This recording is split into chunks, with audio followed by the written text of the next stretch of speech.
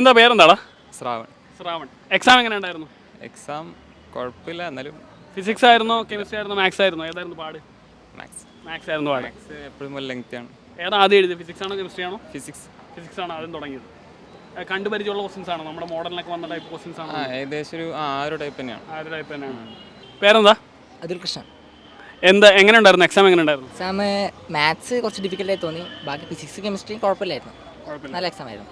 Okay, thank you. പേരെന്താ? Govind. Govind.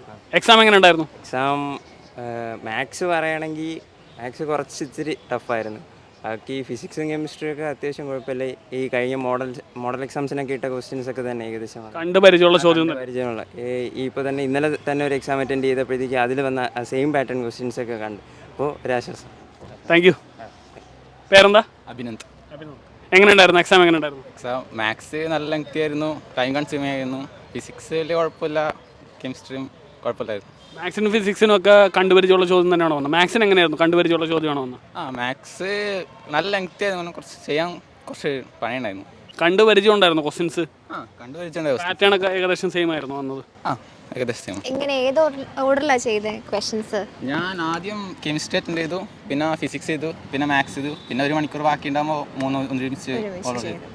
Brilliant Study Center, India's #1 coaching center for NEET and JEE.